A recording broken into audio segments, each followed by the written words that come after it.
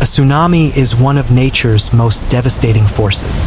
The word comes from Japanese, meaning harbor wave, yet the term hardly captures the scale of destruction these waves can unleash. Unlike ordinary wind-driven waves, tsunamis are usually triggered by powerful underwater earthquakes, volcanic eruptions, or landslides. They move across oceans at speeds comparable to a commercial jet, sometimes exceeding 800 kilometers per hour.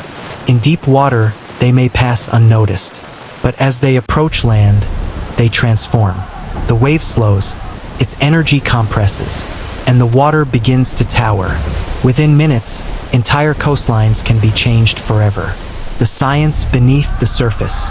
Most tsunamis begin deep beneath the ocean floor, along tectonic plate boundaries.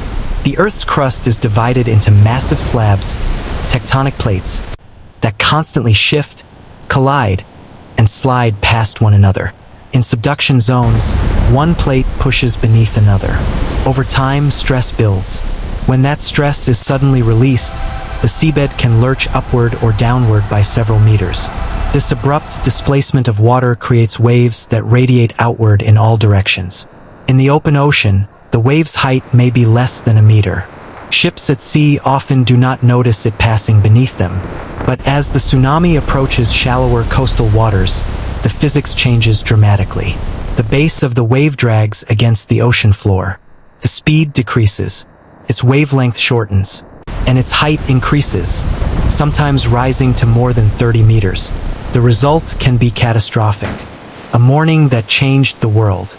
On the morning of December 26, 2004, the world witnessed one of the deadliest natural disasters in recorded history. A massive earthquake, measuring over magnitude 9, struck off the coast of Sumatra, Indonesia.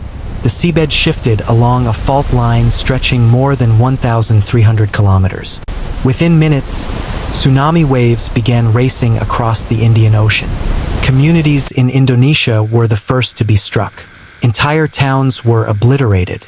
Buildings were torn from their foundations. Roads were ripped apart.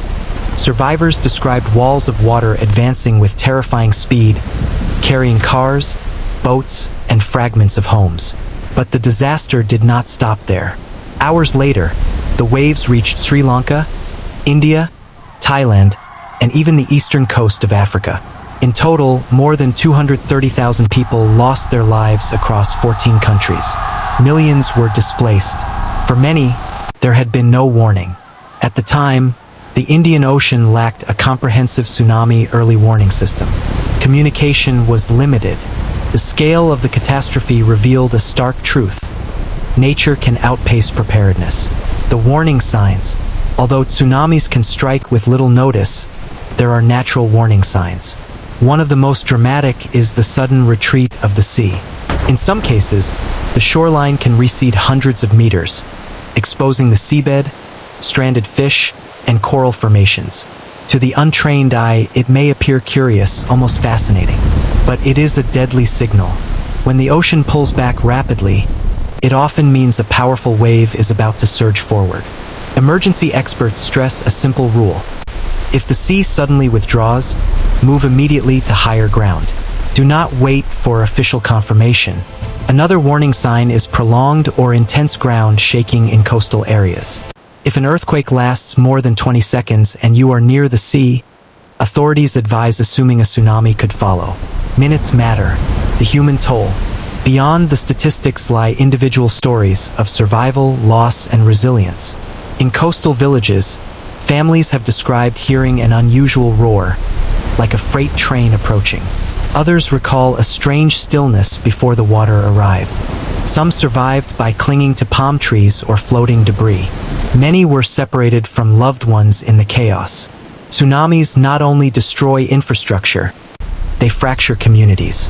Homes vanish,